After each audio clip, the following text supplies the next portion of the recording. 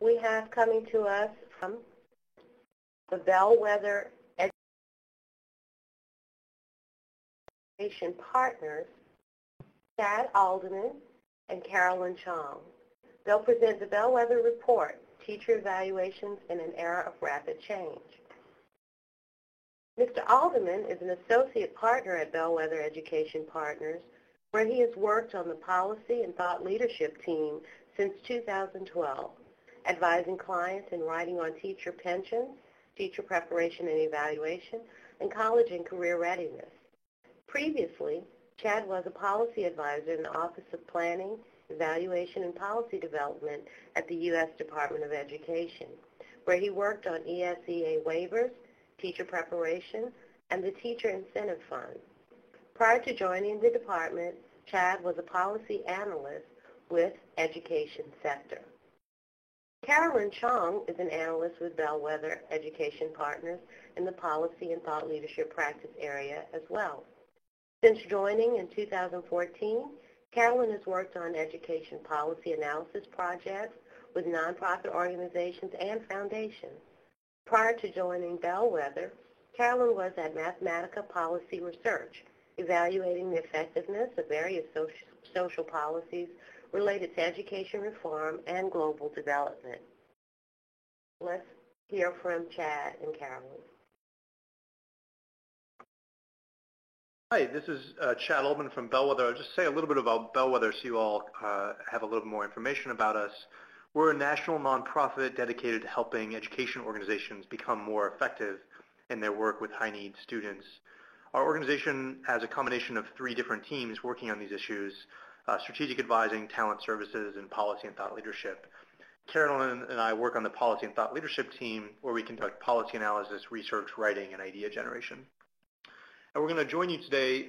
Carolyn and I co-wrote a paper in August called Teacher Evaluations in an Era of Rapid Change, from Unsatisfactory to Needs Improvement. So that title is a little bit cheeky, but we really think it conveys some of the information about our work as well, that we do see some improvements in state and district evaluation systems, but there's still lots of work to be done, as I'm sure you're all aware. So today we're going to talk about the findings from teacher evaluation and the early implementation efforts. We won't be able to get through everything that we learned, so there is a link at the end of our presentation if you're interested in the full paper. We also have an appendix for all of our data sources. If you're interested in particular state sources of information, there's more there at the end of the document. So the basic premise, as Dan mentioned, that states have made substantive sweeping changes to teacher evaluation and principal evaluation and personnel policies beginning in 2010, driven by Race to the Top and the ESEA waiver initiatives. After these policy reforms, though, it's turned into the implementation phase, and that has struggled and sometimes bogged down over smaller decisions or delays or pilots or things like that. So to examine those implementation efforts and challenges, we collected data from 17 states and the District of Columbia that had released information about their new evaluation systems. To the extent possible, we looked at all the different forms of information that they released, so summative evaluation ratings as well as the sub-component evaluation ratings for student growth or qualitative observations or other components of the system as well. So we're going to present a few slides and showing some of the summary findings from those states that we looked at. And I'm going to pop out some of the slides to show you a little bit bigger so you can get the sense of the graphs that we have. This first one is looking at Louisiana. And what we found is that districts are beginning to evaluate teachers as professionals, not just interchangeable widgets. And the widgets term, again, comes from the report that Dan cited from the TNTP called the widget effect. And in 2010, 2011, Louisiana more or less treated teachers as widgets. 99% received satisfactory ratings and 1% received unsatisfactory ratings. They've now moved to a more multi-tiered evaluation system where they rate teachers and other professionals, educators, on a 4-scale system. And they're starting to see some differentiation. As Dan mentioned, if you look only at the unsatisfactory category, they've changed the terms. But even if you look only at that one category, it's changed from 1% a few years ago to 4% in the most recent data that we have. So we don't think that's necessarily the full way to look at it. I think that it's important, as Dan mentioned, to see the gradations here, that there are now districts in Louisiana can say that 32% of their teachers are highly effective, as opposed to 99% are just satisfactory. They can make different decisions attached to those. Similarly, Louisiana districts have now put 2,000 educators on notice that they need to improve their practice, and that they are at risk now under Louisiana's new system of losing their job if they don't improve their performance over time. They've also created more categories to give teachers better feedback on their performance and give teachers some direction about what they can improve on going forward. The last thing I'll point out is just the terms that we now use to describe educator effectiveness. So we've moved from a binary system where we talked about only in terms of satisfactory, unsatisfactory, which are relatively black and white terms, to now where we use more descriptive terms like highly effective or ineffective or effective, proficient, effective, emerging. And we saw this in other states as well. I'll turn it over to Carolyn to talk about the other findings. Hi everyone, this is Carolyn Chung. Thank you so much for joining us this afternoon. I am going to jump in now and walk us through the next few slides. So I first want to review some of our findings around classroom observations. There's been a lot of discussion over the last few years around student growth and the use of value-added metrics, and that can make it easy to forget about the importance of classroom observations. But this type of data remains valuable because it provides teachers with qualitative feedback so that they can make real-time changes to their practice. So through our research, our first finding was that states have increased the frequency of observations.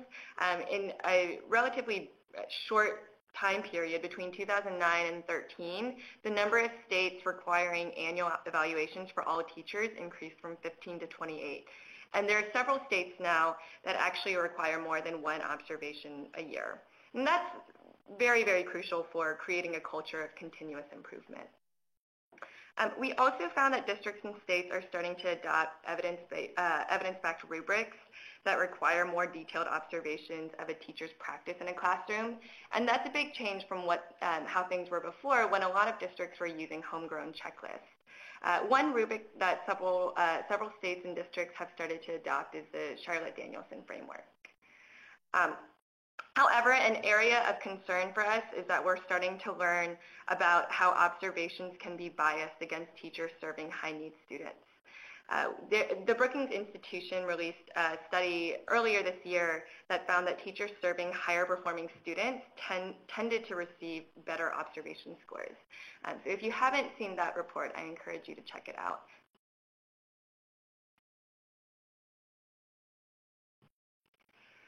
So I talked a little bit about classroom observations, and even with the more frequent use of observations and the use of evidence-based rubrics, I think it's still important to understand how student academic performance affects teacher evaluation ratings. After reviewing the policies and data of multiple states, we found that there was a discrepancy between student learning results and a teacher's overall rating. And this figure shows you specifically how this disconnect plays out in Delaware. This data is was released from Delaware's first year of their pilot evaluation system. That was in 2012-13. And the top line, the blue line, shows you the percentage of teachers who received satisfactory ratings on all qualitative components of their evaluation, whereas the bottom line, the red line, shows you the percentage of students meeting growth targets on the statewide math exam. And this shows you the results for all of the districts in Delaware, and you can see that across every single district in Delaware, there's a disconnect there, and that's concerning for us because the end outcome is that teachers likely end up receiving inflated ratings that don't indicate how much they actually influence student learning.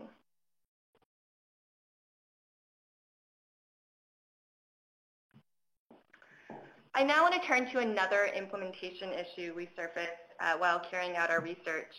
A lot of the pushback against teacher evaluation reform has been around the loss of local control under new statewide evaluation systems. We found that we don't actually see evidence that points to one-size-fits-all policies that in any way hurt district control.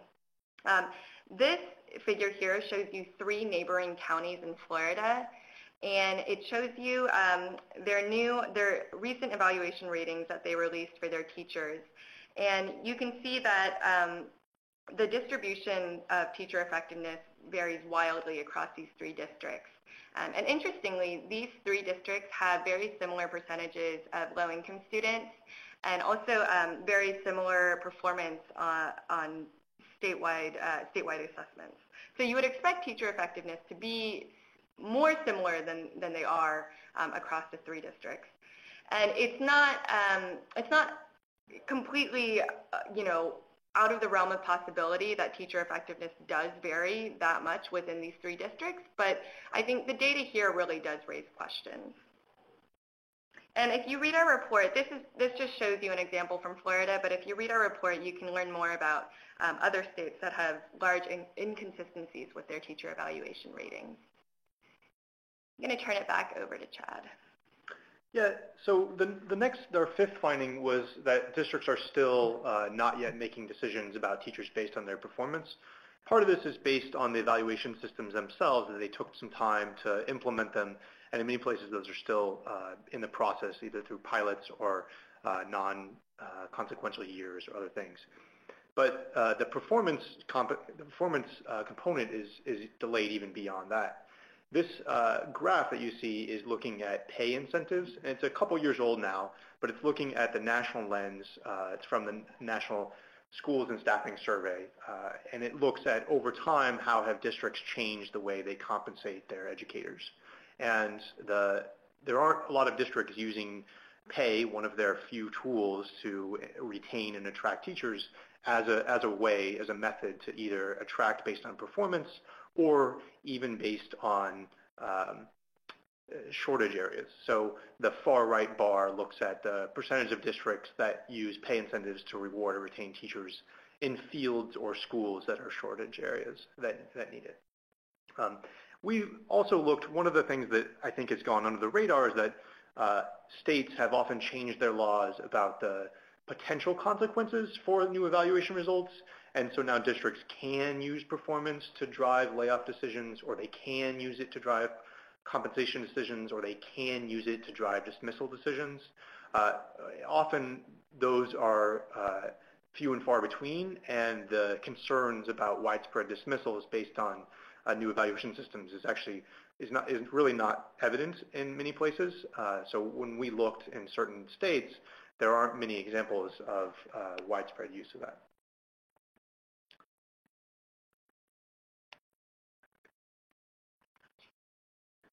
Jackie, can you help us? I'm not sure how to make it so it's not popped out anymore. There we go. So finally, I want to conclude with some lessons we have from early findings around teacher evaluation reform. And the first thing I want to say is just that there's good evidence now and growing evidence that from cities like Denver and Cincinnati and Washington, D.C. and New York City, that comprehensive evaluation reform efforts are worth making, that they can help teachers improve their practice, can help districts boost their recruitment and retention efforts of high-quality educators, and it can, in turn, over time, boost student achievement. So as these evaluation systems continue to develop and implement, we think there's a lot of room for tracking the development and tracking the improvements. And so just the first thing is tracking the data. So someone mentioned earlier about the comments about how the summative evaluation rating is often what people pay attention to. And that is true. A lot of times that's what states are reporting. But there are instances of districts and states tracking the subcomponent measures as well.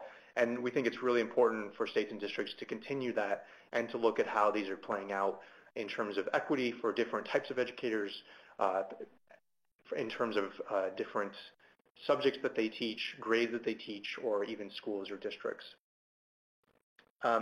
The reforms are taking time to implement, and we think that's a good thing, but also shouldn't be necessarily delayed out of politics or other concerns.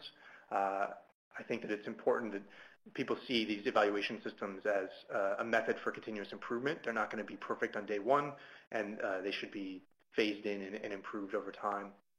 And we continue to need more research on the validity and reliability of all parts of the new evaluation systems. Just to reiterate something that Carolyn mentioned is that there is worrisome concern that even the observation ratings that teachers receive are biased based on the students they educate. There may be ways to address that, but if we don't track the information, we won't know.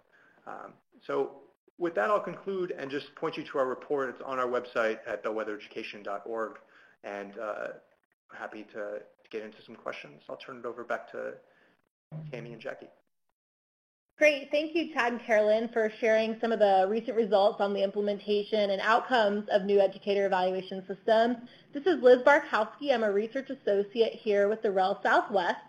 And I think Carolyn and Chad provide a lot of evidence of variation in implementation and results of new educator evaluation systems. So Ohio is going to share their experiences next, but before we dive into their presentation, we'd like to hear from you about the challenges that you've encountered when implementing new educator evaluation systems and how you've thought about overcoming those challenges. If you could type your comments and your responses in the chat pod, we'll give you a couple minutes here to respond, and then we'll hear about Ohio's experiences in implementing a new statewide educator evaluation system. So again, what challenges have you encountered as a practitioner, as a State Department of Education staff member, as a school district staff member, as a teacher or principal, as a researcher or technical assistance provider in working with states and districts on the implementation and design of these new systems? What are some major challenges that you've encountered in either design or implementation, and do you have any thoughts on how you might overcome those challenges? It sounds like a lot of people are in the pilot stages of implementing these new systems as well, based on the poll that we posed prior to Chad and Carolyn's presentation. So if you've had challenges in pilot phase or even in full implementation and trying to roll out a state system. Looks like we have a few comments coming here. I can say that I know here in Texas, we currently started the pilot stage of the new system here in the state, and I imagine that the state will encounter some challenges when rolling out statewide. Sounds like Kelly has indicated trying to encourage schools and districts to balance the various pieces of information that go into the evaluation and not over-rely on one. So that speaks sort of to Dan's point made earlier, and also what Carolyn and Chad reiterated, that some districts and states may include student growth as a measure, but that's not necessarily what districts and school administrators even use to inform various human capital management decisions they're making about teachers. It sounds like Florida districts can set their own cut scores to differentiate among 4 summative ratings, so they can set their own scores that indicates which rating category a teacher will fall into. And that's definitely a reason for that variation, or could be a potential reason for that variation that Chad and Carolyn showed earlier in their slides. It sounds like this is the case for the observation system as well as the value-added data. It sounds like also that Hella has indicated that educators don't necessarily have assessments in place that are appropriate to use as part of their evaluations. I know that's specifically the case in the non-tested grades and subjects, particularly with student learning objectives or other measures. And it sounds like a lot of states, or as Helen mentioned, states and districts are working to develop or identify new assessments to use as indicators of student growth. Great, so we encourage you to continue to type your comments in the chat as we go along. And I'd like to turn it back over to Tammy to introduce our